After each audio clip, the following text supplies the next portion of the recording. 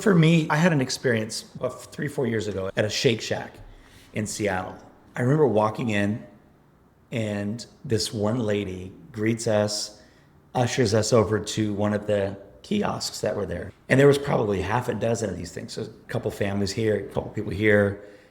I come over and I interact with it. I'm kind of browsing the menu and feeling it, and I'm seeing with it, like you eat with your eyes, basically. So this was enticing, and placed my order, do my thing, and then I was going to receive a text message. So I hang out in the park outside until I got the text message that my food was ready.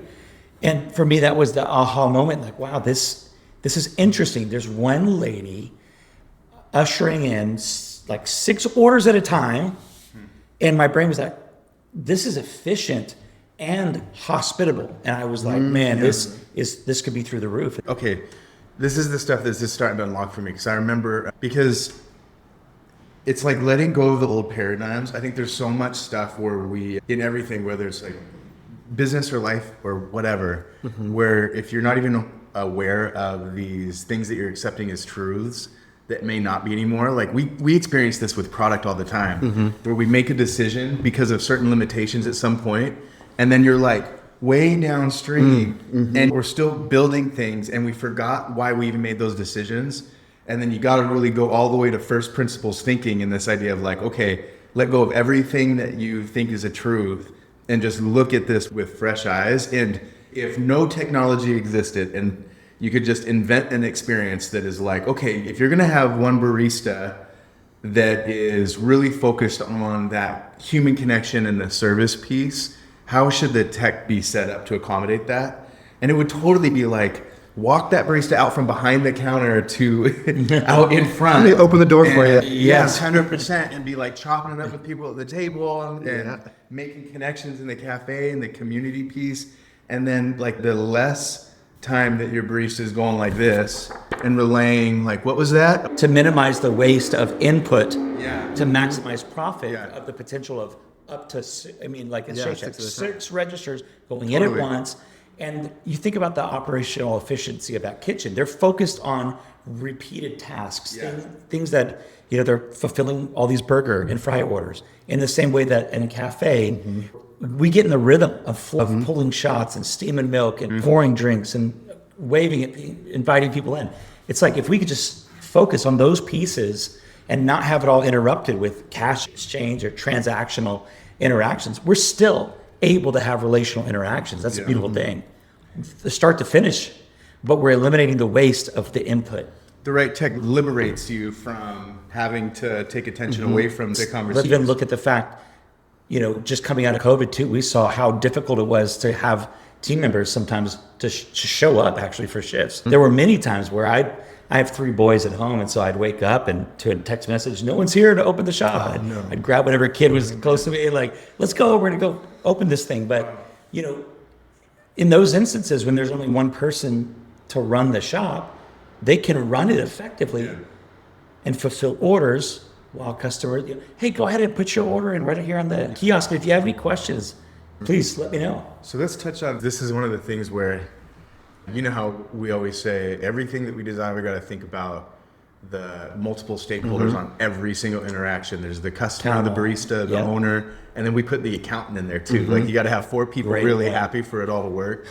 And I would love to like walk through each one of these on the customer experience, the barista experience, and the owner experience to start. But from an owner perspective, I'm wondering if the reason why we heard it from an early signal on this from the bigger brands like yourself in Daba was like, you guys are looking at scale of labor costs, you know, around, you know, dozens or more employees, and thinking like, okay, geez, if this is going to go up 10% or 50%, like that number it's a big number, much bigger. And so it's like, okay, you probably are the first to start exploring the idea of, we want to create a great experience, and we want our baristas to be happy. We don't want to understaff or have to understaff.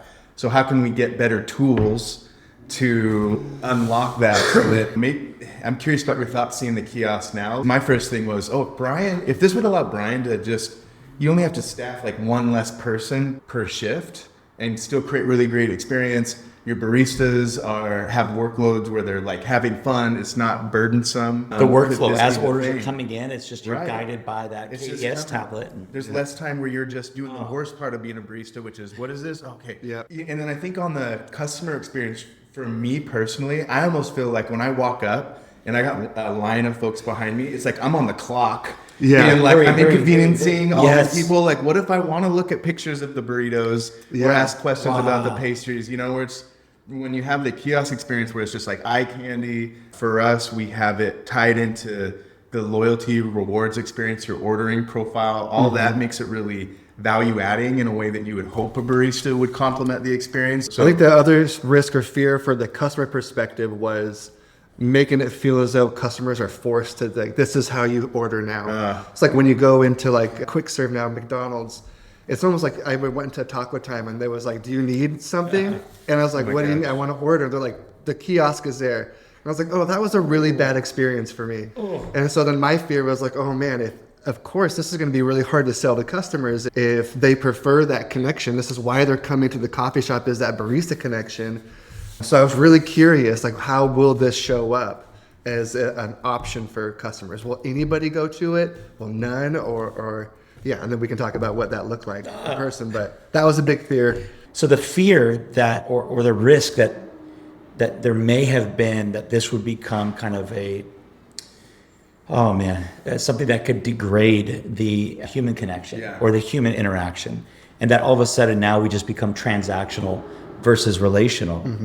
That was mitigated within the first few minutes, to be honest with you, as we saw this thing come to life. And it's even so interesting to me that I heard when we asked feedbacks, I think there was a group of 3 that said, we actually prefer through a kiosk, which I just thought was awesome now, because we're not saying this is the only way you could do it. Yeah. We've opened up options. You got kiosks, you got mobile, you got a human will be with you in a moment, right at the register if you'd like. But the fact is it takes the pressure off. And I'm excited to see, we're rolling out 3 kiosks for people in our line. And one other point I want to touch on, I think now the fact is kiosk is so important for cafe settings specifically. If you have the luxury of having a cafe with a drive-through window, drive-throughs will naturally, kick your sales increase up 50 to 60% or more having a drive-through, but we don't have that luxury. And so to be able to maximize the flow of our line, we constantly have a line in the store.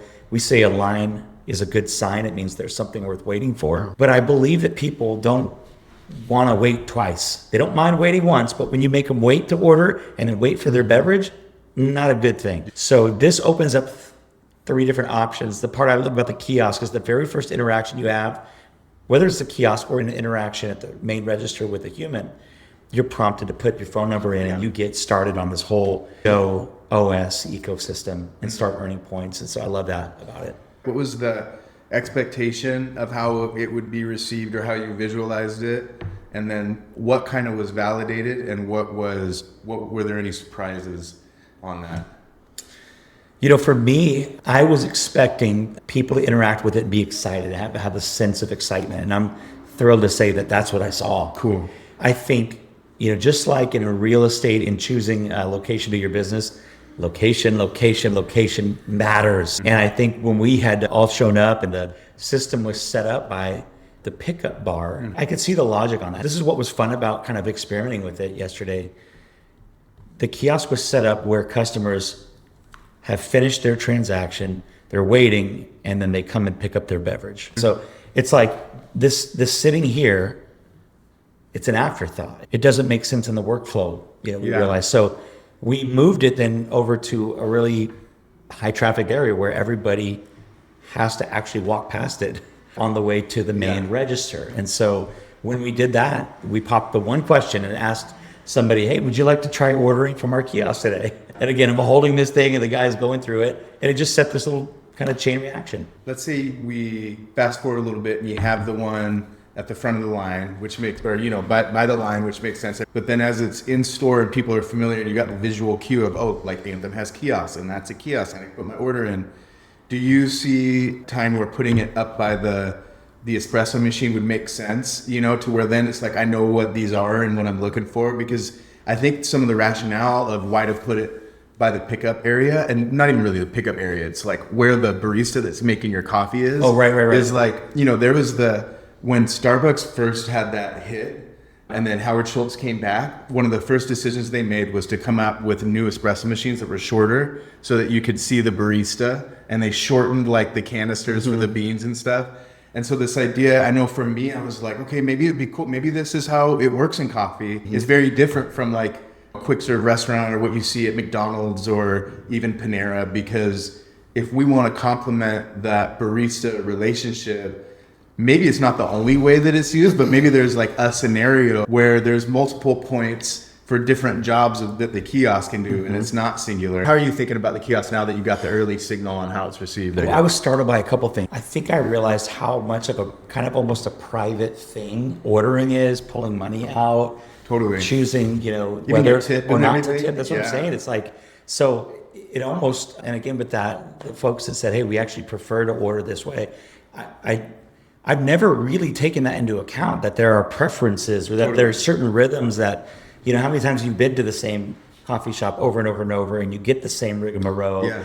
Okay, how do you sign here? Do this, going to ask you questions, blah, blah, blah. I think it create again, this is also informing how we, the photos of our items and then how much information we actually include so that they can see if there's any allergens. And so you're going to see this evolve and adapt and grow and become even more robust with what is available at the touch of a fingertip. Yeah. But I think the most important thing is more than a barista through a voice or through a connection could try to encourage somebody to download the Joe app and that they could use it in the future to mobile order ahead.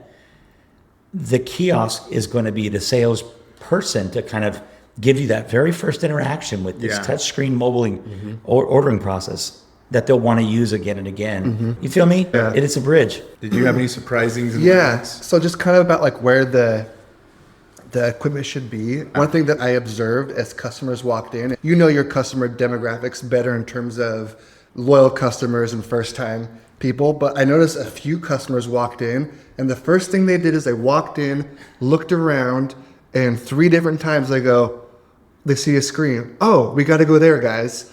And so it was, they took the big family did that. Yes. And then another older couple went and did that. And so it was like, oh man, okay, so they're walking into your establishment. It's like the marriage of the moment of truth. I remember in hospitality school, we learned this moment of truth is like the first interaction they had with their business is the moment of truth if they're going to have a good experience or a bad experience. Yeah.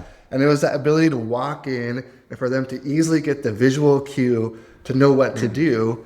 And for them, it was, oh, I want to go over here.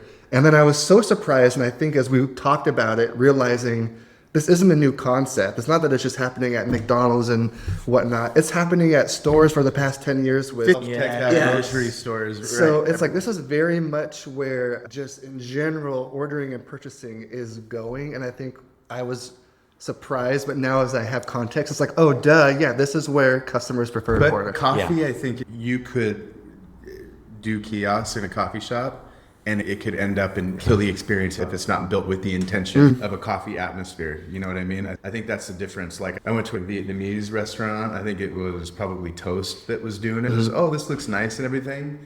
But there has to be a lot of intention with coffee in particular because of the behavior, the ritual aspect of it, the modifiers, all the things that make indie coffee unique, which is what we're building on and why it's like you're only doing it for coffee because it is so different and the workflows behind the counter are so different and the customer experience is so different. So I think when we have these conversations, I think it's important not to be like, you know, if you're talking about a knife and it's a scalpel or a sword, like those are two different intentions with the same tool. Yep. And in this space, what I've seen, it reminds me of all the learnings we had with mobile ordering, where people would be like, oh, like I can do online orders, my customer will do it, and then they spend a bunch of money on it, or they set it up and they train the baristas, and maybe you get a few orders and then it just dies because it's like you got the wrong tool. It'd be like having if your portafilter, you can't have an espresso machine that's made for home and then expect to use it commercially. Yeah. So I think like starting to think about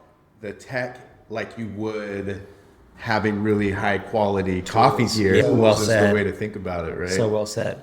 I believe that this is going to help usher in this fourth wave that's integrating technology, utilizing it as tools to create seamless, frictionless experiences, not only for the customers, but for the baristas. They're a major stakeholder in this thing. They're the front lines. This has to be seamless and fluid, and it should make their lives easier, whether the order's coming from mobile, from the kiosk, or even being taken place in person. So I am thrilled to embrace technology in this way and to see it usher in the fourth wave.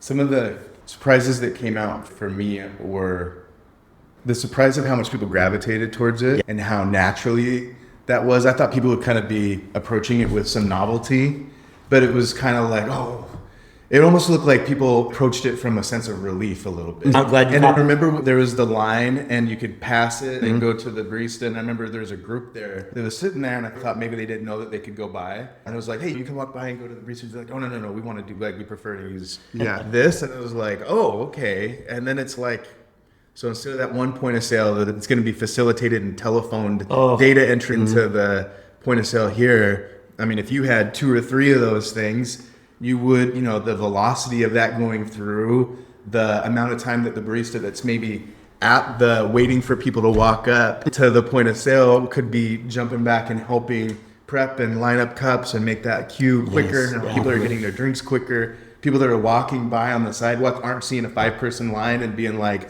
do I have time to wait this long? Yeah. And then, So true. I think and then even just the experience of like waiting, like sitting and waiting, man, I really want to grab a table, but I got to like sit, I got to wait for this. And then the last thing that I think kind of like light bulb for me was, to your point earlier about using the app experience. Once people get into, they remember, or they kind of get into the groove of ordering ahead. But you got to kind of like plan ahead for that. And we see, we try to be really intentional on our data-driven engagement and everything, because a little reminder, we see big upticks in demand, right? And it's like, okay, we can get smarter and smarter about when Bryan might be thinking about coffee right now and just be like, hey, we're in your pocket. Here's an incentive to like order now. But a kiosk is that visual cue when you're walking in. And I'm thinking that you're going to see, and I asked Ryan, our analyst, today to start pulling together reports because I want to see the average ticket size between kiosk and point of sale. I'm betting I think mobile orders are 30% higher. I think it would be at least that, because we have a picture this big of like your decadent, delicious avocado toast you guys have there. It's undeniable. Especially we can fire up a little like 15% off right now if you get this one. That's the other cool thing about what's possible with kiosk is those little tiny upsells. And really it's just educating the customer or highlighting things that make us unique. Hey, we bake our things in-house. Try this today. All those little suggestive sells that honestly, for the owners that might be listening into a conversation like this, baristas in the midst of the heat of the battle, I would say, right? When they're making drinks and orders coming in left and right, one of the last things that's on their mind is any kind of upsell or any kind of up service. And it's just out the window because we got to crush the rush. We got to get through the line. I just think that leveraging that technology in that way is going to be so helpful. 100%. Because I was just thinking like, we were talking about that intention earlier and we were super intentional about, your reward status is right there and your cash cards is right there, your recent orders, all that stuff. And increasingly you'll be able to, as an owner, not need to go in and do the staff training on, hey guys, we're doing upsells on the goodies and all that stuff. You can sit from your comfort of your own home and turn the dials on upsell here. Come on, this weekend we got to blow out of our chocolate chip cookies, So, we were looking at reports earlier. Oh, this day part, man, this 1 to 3 day part here. We're like, our labor cost is a little high. If we can get a little more volume, but when you're at those tweener hours where it's like, if I send, if we have one less barista, then I'm risking a bad customer experience. Right. But I'm eating it a little bit on labor cost here. So if you can have a dial to be like little happy hours, for every customer that I have in, if I can increase that ticket by 20%, I'm in the green zone. You know what I mean? Yeah. Those are the tools that are starting to come online. And I think that everything that we learned from the kiosk experience, we're going to be able to use to inform on the consumer-facing screen. And the more data we're getting into this and the more shops come on, the more we're able to utilize that data to light up on the consumer app, We were able to retarget ads on. Like, this is a thing where just tapping the collective potential of the whole industry just starts like spiraling upwards. We're like right there at the threshold. It makes me want to jump back behind the bar and just make coffee and facilitate an experience. Get that with this megaphone back out there. Exactly. Now I can actually have time to use the megaphone. So, There you man, there's fun things on the horizon. One of my biggest things that you kind of touched on, and I think you used the words intention, is, every coffee shop has their own workflows. And once they kind of get their workflow down and it's not like causing issues, they want to keep it. But the opportunity to deliver the best customer experience is what indie coffee is known for. Yes. And so you were kind of alluding to it where you can, as a former barista, it was drilled in our head the moment we heard that bell ring and the door open.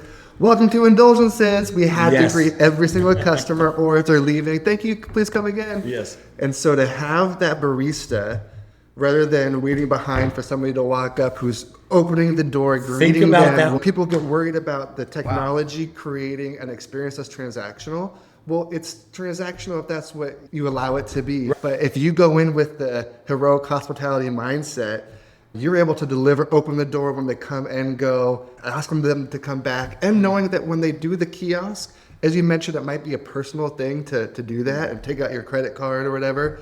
But doesn't mean that they're not walking up to the baristas behind the bar and being like, hey, Bryan, how was your weekend? Great to see you again. I think just what I'm so happy to see is that the technology doesn't take away from the human interaction. I agree. If anything, it enhances it and it opens up opportunities for it to be strengthened.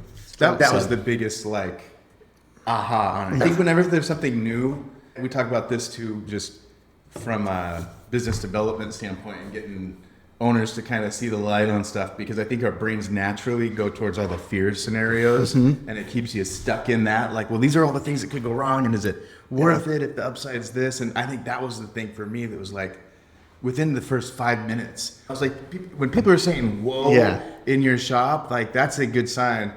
And as you were talking about that, I remembered when we were baristas at Indulgences, and all of a sudden I was like, oh, we got trained up. To your point, people are regulars pulling up into if there's a line of cars on the drive-through part, it was like, get your butt out there and start taking the orders. And it's like, oh, that was the way of getting the same benefit of what today can be handled with mobile ordering and kiosks. It's not transactional. Be like, hey, give me your order. It's about the service. It's like, we're going to win right now by the time you get up to the window, this thing's ready. And you're rolling it. We're going to take this, give me your card. I'm going to run it here. I'm going to run back out. And it's like, we can have that same benefit. You don't need to be doing the legwork and running out in 6-degree weather in the winter and trudging through snow. Slipping on ice. Yeah. 100%. You talk about transactional, and those can feel, especially in like high volume locations. There's a location downtown, I won't mention the name, but there's always a line, and it very much as you wait, you get up there and they're like, hey, what do you want? Okay, here it is, $7. Yeah. And it's just like, oh, you got to punch a card. Yeah, sorry. Okay. It feels so stressful. And like, that doesn't allow me to feel any connection. That is transactional. Yeah. And it's awkward for the baristas too, because they're like feeling rushed, and then they're like, it's transactional and cold, and then it's like, how was your weekend? It's going to ask you a couple questions. I love going back in. I mean, it's like everybody's is like, oh, It's like so the awkward dreaded to ask for term. money. Oh my gosh, what a funny thing. Yeah. Oh, that's too good. Okay, so when we first were talking about this, the why behind it, risk and upside, I would love, Bryan, maybe we talked a little bit about your like one baby step into the kiosk piece. We did it with one tablet. We have all these variables on screen sizes, placement. I think in my mind going in, I was thinking like, oh, where's the place where kiosks are? And then sitting with you and hearing like, oh, geez, you could have one back here, one up here, one over here. And all of those tablets do a different job, and maybe you need different sizes for them, and you need different signage and collateral around them. And maybe there's ones that you bring out just when there's like festivals on the road coming through. Yes. So how are you thinking about that now? And you have a really good representative sample of different locations with different clientele, different layouts, different workflows. I'm just kind of curious, what's coming up for you now on the very earliest stages of now envisioning the customer experience and barista experience and how that's being received? Yeah, I think about, we have an Arizona store, and every weekend I'm talking, there's lines outside, down the block, the whole deal. And a lot of that waiting in line just to order can be eliminated if there's a couple kiosks on the outside in this little alleyway where our entrance is. People can have an option now. I think is the coolest thing that I'm thinking of, is the option and the introduction to technology that, again, guys, we're so comfortable with tech. We use it every day here. Yeah. It's no surprise to me that when they see that in the store and it kind of invites them, hey, order now, or whatever it says on the screen, it's like, of course, I come up and I'll tap and it just guides you through the whole process. So I think that is in and of itself hospitable. Yeah. Again, and I just see that. I think what's so fun for people to witness is the workflow behind the bar. In the past, we would have the luxury of time flipping cups to one another or shouting out orders or, hey, did you get that avocado toast order? And I can see that returning again. I can see us going back to the basics of what we used to do, the things that made us who we are, but enabled by this technology. The register interactions are one thing, but they got to this point, again, at the flip that thing around and do this, that does feel very much transactional. Almost to the point where it's degraded our interaction at a register. Yeah. It's almost degraded that because of the way that technology. So for those that, again, just that privacy, place my order, take my time, read through the thing. Does anybody else want anything? And then there's multiple places to actually place those orders in a cafe, whether it be just inside the entrance or even on a wall, put a tablet on a wall, and people can kind of come browse the menu and look around. I don't know. I'm excited to see this unleashed. Does this open up opportunities for, what's the wrinkle in training and in that hospitality does that start shifting the way that we train? Well, here's where it's like, how are you fostering conversations? How are you, that again, let's get rid of the printers right on the cup, have that connection again. We plugged it in. We didn't even announce to our team. Sorry that you came into the shop this morning and there was probably orders showing up or people were stopping and ordering by the pastry case and not coming to the main one.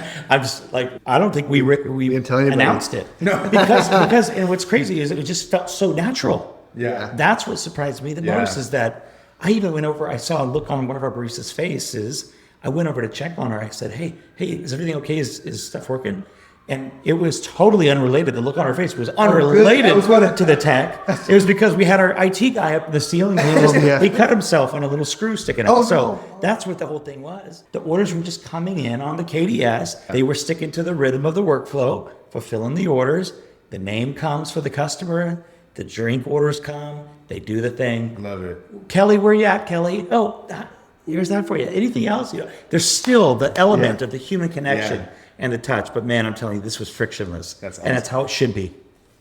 Man, what's really neat too, I don't know if you guys saw this, but just because of that, the way that we use the phone number, that big family that came in that was visiting from Oklahoma, they went across the street to eat outside and have their drinks.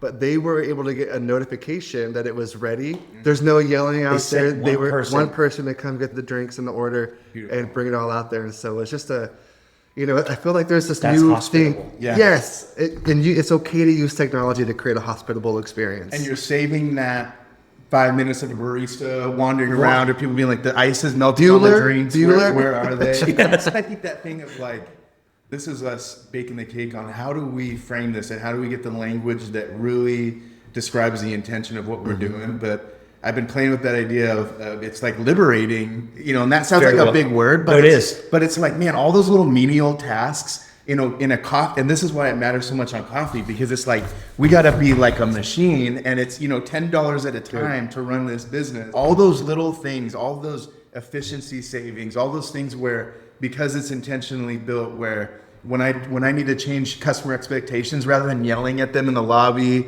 and then having them come over and doing that, it's like a boop, you push a button and it's just automatically happening without you having to think about it. The tech takes care of those things and covers your bases. Now you can be freed up to being like, okay, the baristas are happier. We can now double down training on the fun stuff of the relationships and the conversations and like, how can we have some fun back here and get this community engaged? What is the most stressful thing as a barista? having a long line during a rush. Oh my And gosh. not being able to feel like you can serve. And then the first thing your interaction is with the customer is, so sorry for the wait. I appreciate your time, you know? That is like such a hard thing to do as a barista. So to be able to have a solution that alleviates that solves this altogether. completely, guys. Yeah. Because who wants to start off a conversation with somebody? Thank you for Sorry. your patience. What can I get you now? You know, it's like, oh, your first interaction Wow. is, hey, I got your 16-ounce vanilla latte already for you. Here you go. You know, and like, you're in from Oklahoma, I heard. Like, oh, what brings you in?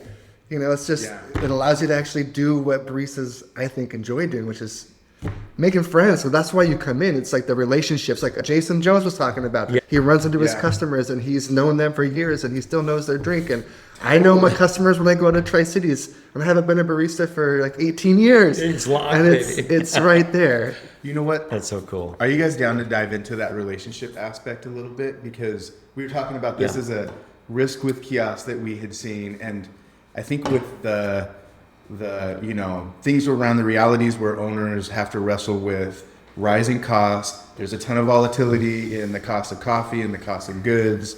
There's, we're still developing our platform. Someday all the hard decision-making stuff and transparency and all that stuff will be taken care of. But until then, I had it described to me by the usual company, and they were talking about, from their perspective, there's this kind of like growing tension between baristas and owners, because I think baristas are like, hey, you're the owner, you're the deep pockets person, like, why can't I get paid more? Like, why can't we get more, like an extra person on staff so I'm not sweating this out? And they don't necessarily understand, or they're not aware of the P&L side of things, and being like, man, I would. It's just, we're trying to figure this stuff out. And so what you just mentioned there, where the best baristas in particular, I think, are the ones that have pride in the craft, and it's like they're connective and they want it to be a communal atmosphere and be fun, and they just got to be kind of unlocked with the right resources and condition for a layer of benefit and value that everybody is hungry for, that is just like, that's what you want when you walk into a space. And I think you've done an amazing job at Anthem in cultivating that. When you walk into any of the locations, it's like,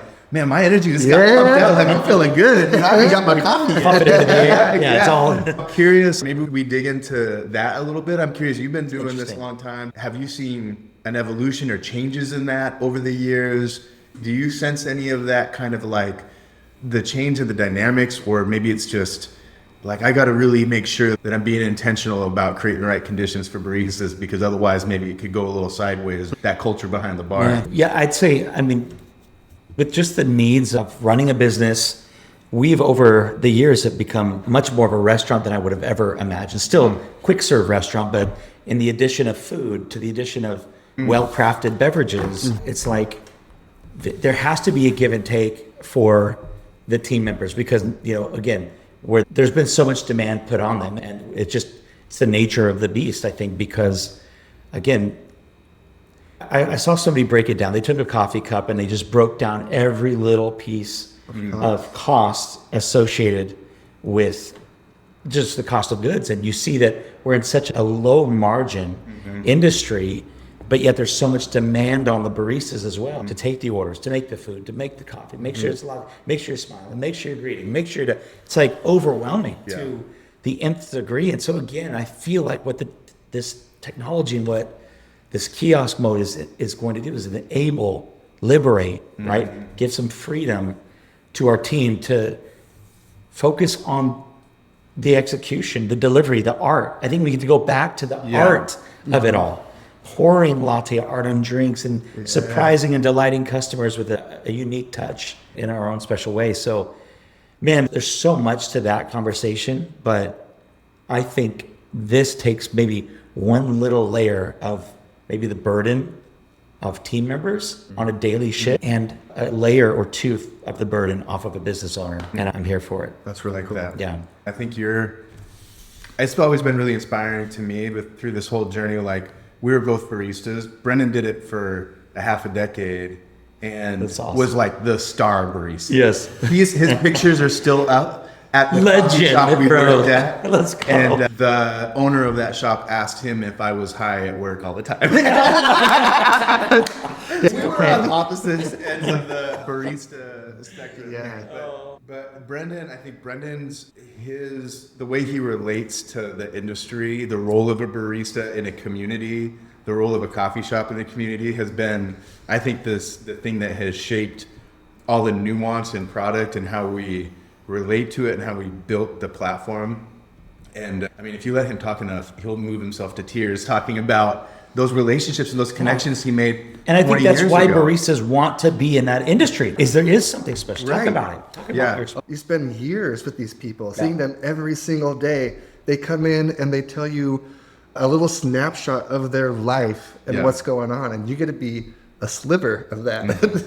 I told you. That's why I love it. It's real. It's cool. It's like You get it's an invited to their honor. weddings. It's an honor. It's It's a privilege. crazy that customers feel to their baristas. Yeah, no, I mean, I can't tell you how many divorces I talked as a People 16-year-old. through, yeah. So I know what you're going through, Sally. Or weddings, or you see people come in for their first dates and they're getting Right. married. Man. They get into the college that they wanted to, or they're so sad because their kids are leaving and they're going to be empty nesters. I mean, it's endless, the different relationships that you get to have through this. Yeah. And it all starts with a good morning. What's going on today? Yeah. Wow. Like, and as you're doing stuff, and then if there's time, and this is, back when people, you got to go quick. And so you get these small snapshots, or when there's the downtime and they're there. And I mean, I heard about war stories of customers that were a little tough around the edges, but when they just needed somebody to talk to, That's it, yeah. oh my gosh, the stories that you hear that people experience is just, I don't know. Is there something really special about being a barista? Yeah.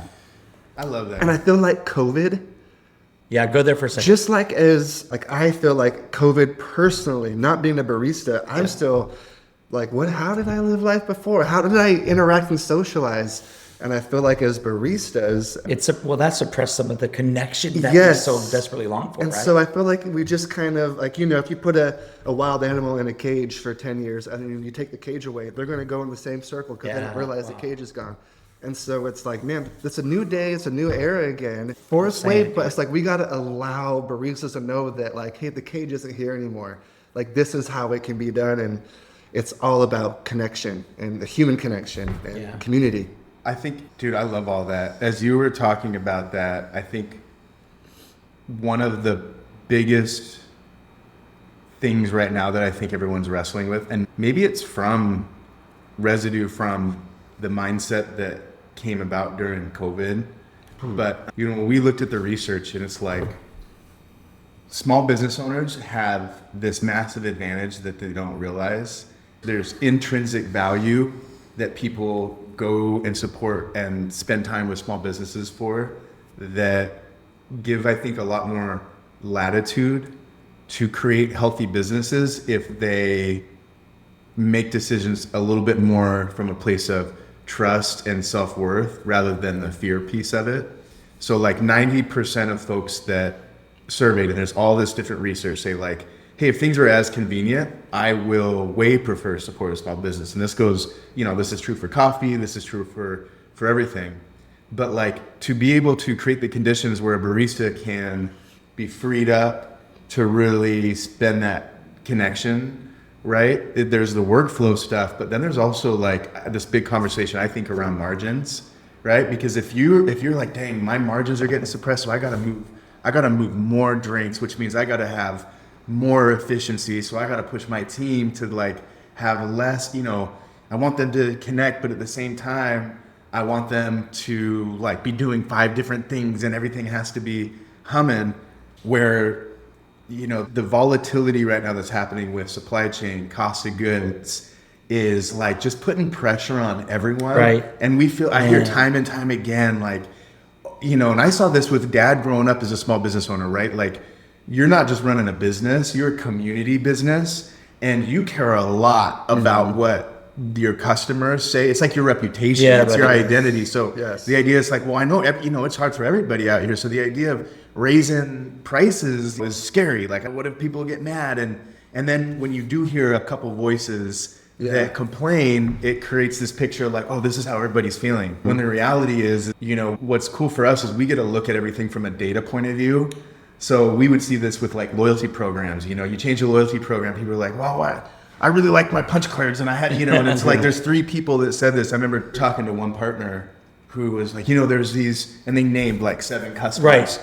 And they were like, I don't know if this is working because like, Sally and Jane and Todd, like they complained about it last week, and we're like, oh, okay, well, let's see if we can get some more signal here. You have 12,000 folks that are participating in loyalty, and they're spending more every single month. So the squeaky wheel might get the grease, throw them a free drink or 2 and be like, hey, but this is making life better for our baristas and this is really helping. But I think the same goes for just raising prices and stuff like that, where people go and support small businesses, not just because of the utility of that coffee, but because of the relationship with the role in the community, the experience, the energy, and it's, even when we talk about pricing conversations, it's like we want to flow as much value down to our partners as possible. But we also need to be able to put food on the table and like not be in constant panic of going under all the time and stuff like that, right? Wow. And it starts at this is something that we've learned in this business of, it all starts with the unit economics on a per unit basis. You know what I mean? And then you have so it's like, I think people do this range of 70, like the difference between 70% margin on a cup of coffee and 90% could be so much relief. And that might be 50 cents. Mm-hmm. And then you add on the like, okay, we have tech that the labor efficiency is more tight. Then it's like more of that cup that you were talking about. Yes. So I'll pause there. I know that was a lot, but as you guys were talking about that, to get that special factor, it starts with the health of those margins. Mm-hmm. And COVID did condition us all to just be like, like everything was just breaking, and it was just like constant, like just trying to get through, and we just like built that muscle up. It was literally survival. It's a total small business, and especially in the coffee industry, and especially when you didn't have a drive-through attached to your building, precisely. Yeah. I think this ushers in a new era of thriving. I really think that coffee shops are going to thrive that are deploying this type of technology, and the proof's in the pudding. What about some futuristic things that you can imagine? Let's talk future. I would say, I got a hot take. Go for it. Kick it off, man. I got a hot take. I think what's so interesting recently, I kind of did a breakdown on how much time and how much money it costs just for our team members to count physical money. Mm. Oh, yeah. And it was startling to see how many hours of payroll go towards counting the cash till in the morning and at night, doing change, making cash deposits at banks, times multiple stores, multiple people, multiple days. Guys, it was staggering. Wow. It was insane. And, I kind of mentioned the advent of going cashless to some of our baristas, and just like with anything, change is not comfortable. People are adverse to change. That was the initial response I got. But it's like, when you run the data and the math on it, I'm going, we're paying so much money just to accept money in this form. I'm going, a new era is being ushered in, I believe, where it's, dare I say, cashless transactions. And you eliminate so much possible error or loss of cash, theft. Let's talk about theft. How many times have our stores been broken into in the last little bit? So, there's so much there, and that's what I'm thrilled about. I feel like this is one step toward that. And again, they say cash is king, and of course, America, take cash, And I think there will be a place for that, to accept cash still as a payment. But I think it'll be something we only then drop in the safe and we deposit less frequently. Right now, it's gobbling up administrative team members' resources, energy. We're spending time reconciling data on cash. It's like there's a discrepancy here. It's like, let's eliminate that, guys. Take the payment. Thanks for playing. Off we go. So that's a hot take. Something to see in the future. It's great to hear you say that. And I remember hearing this from Bob Oley at Cafe Lodro years ago. He said, by the time we calculated all the things you just identified, and you're typically paying a manager who has a higher wage to do the deposits or drive it to the bank or to do those things. By the time you calculate that as a percentage of sales, it far exceeds what your credit card transaction rate is. And is that the highest and best use of that Yeah. person's time, talent, and abilities? No.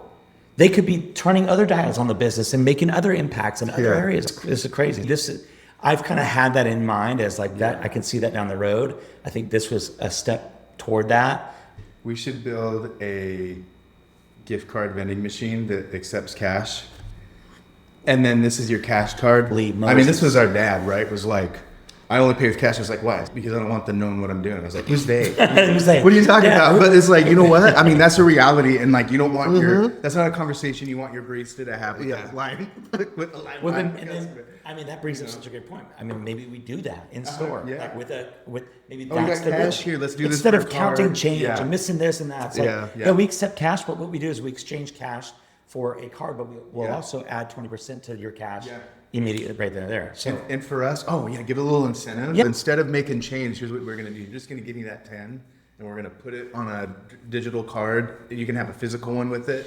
It's tied to your phone number. You have access to this. Like you can buy, you can do this up front. How about come in with $100 in cash? Yeah. Give it to us once. We're not doing all the counting the pennies Yeah, and the yeah. nickels and doing all that. Love The cash going away is 100%, and I think it's going to start getting easier. The barista pushback is because they want to go home with A lot of cash. but then that's going to inform other ways to be able to download the cash. 100%. Like, how do you say Yeah. it? Download cash? Yeah. How does that Access. work? I mean, this is coming on the roadmap Instant, very soon. yeah. This is Baristas coming will- really yeah. soon. We'll have so baristas can just deposit it right at the end of their shift and have it available on a wallet into their bank. So I think that's 100%. We have a coffee shop launch on a university campus, and they're going to be completely cashless. And they're doing kiosks. They have 3 I love kiosks, it. multiple point of sales. So I think the trend is starting. I think Yeah. people see it. Well, I mean, speaking of the surprises, typically, not to stereotype or anything, but a lot of times the cash folks are typically a little bit of an older demographic. I think with technology, there's this assumption that maybe the older demographic isn't going to grab onto a kiosk or new things that you bring in the cafe. That was a huge surprise for me. Seeing the kiosk there was like, oh, it was actually, they were the ones, folks that were a little older were the ones that were going to it first, you know? And the folks that didn't want to go up to the point of sale were older. And so This is insane. I think it was, Yeah. it's just like a whole unlock that I didn't expect that, Yeah. which is great though. Well, and that's where everything could change moving forward, leveraging this tech. Where we place menus, how we have menus. Do we actually have TV screens everywhere in every store with menus, or is the menu right here at the kiosk in the palm of somebody's hand? Yeah. And pricing. Having Yeah. the pricing being a reflection of what the cost of goods were, and that's just automatically, God. and you as the owner are kind of unburdened from needing to be like, well, we're doing this, and it's like it feels like a decision that you're questioning, integrity or why you're doing it or whatever. And it's just like, hey, I think we have a hypothesis that I'm curious to see is, well, if we know all the inputs and we know what the margins need to be to have a healthy business, and then you get to be like, hey, Joe is the cooperative community commerce platform, and they just make sure that everything is healthy for everyone, keeping the prices as low as possible and most rewarding and convenient experience for you, making sure that we have healthy margins so that we can run a good business and we can create great conditions for our baristas so they can create better service for you. So I think all of this stuff is what I think gets really exciting, because it's evolving from looking at everything like singularly through like one stakeholder at a time to being like, what does this ecosystem look like, and what is necessary to have it healthy and create the most good for absolutely everyone involved. And when we do that, the further as we zoom out, like the ambition keeps getting bigger, but it's just like, oh my gosh, there's so much inefficiency in this thing from root to cup that we can come through. The more folks that are rallying behind this idea of like, you know what, it's not about Bryan at Anthem competing for customers with Quincy from Campfire. It's about creating an experience that brings the community together so that everybody eats and is lifted up. And I think we're just sharing best practices and 100%. sharing resources. Yeah, and I think having you Ultimately, for the customer to have the best possible experience. Yes. That's where it starts. In indie coffee. Because if it's super convenient, rewarding, and it's just like, I never have a reason not to support a small business, that pie grows bigger for everyone, and everybody's life gets easier. There's just so much more to gain by like a cooperative approach to commerce versus the we just all learned a competitive thing and like, well, let me get mine first and then maybe I'll be, neighborly. I think we're starting to see a shift. We have seen it all in the data, right? And when we were bringing you in earlier, we're like, Bryan, look at the data. Like, look what this is showing. And it was just like, I could see it with you being like, I go from wanting to believe to just like seeing the truth of it. Mm-hmm. And it's like, okay, that's a future I can believe in because I see it on the bottom line. I see it right there. And so I'm excited just for more of these conversations because I think, folks like yourself being able to speak to it from experience, and not just experience in terms of how it's going with the platform right now, but your experience over decades of seeing this evolve and the ups and downs and the evolution of it. It's a cool moment, man. Okay, I got to call out that it is a crying shame that we had a conversation on product and kiosks without Mario. Yeah, we should have, because he was the one that really did everything on it. Yes. He literally has been so exceptional on like. We got caught up in the moment, making guys. it immaculate. Yeah, shout out Mario. And then the engineering on it as well. So we gotta make them a part of the conversation and the stories of like, we were talking about the horizontal and vertical and horizontal. Yeah. And Yuri's like, you guys make a decision for the love of God. You guys have to do an episode where you have all of their input, have those that were behind it, that really speak to it. I think that would tie it all back together. So we kind of jump on an engineering call. We share with them today the excitement and the success of it. It would be fun to get you on there because, man, like Yuri was like jumping out of his seat, like they're excited. Awesome. Thanks so much for giving this episode a listen. A very abrupt ending, so I wanted to kind of transition it out, but we're continuing to see a lot of really awesome things with kiosk. We're starting to roll it out to more and more locations. We have a big wave of features coming up that's going to add even more cohesiveness across the app, kiosk, at the point of sale with the customer facing screen. So one big step forward on creating the world's best customer experience in coffee in service of empowering and growing independent businesses. And looking forward to doing more of these. Thanks so much for listening.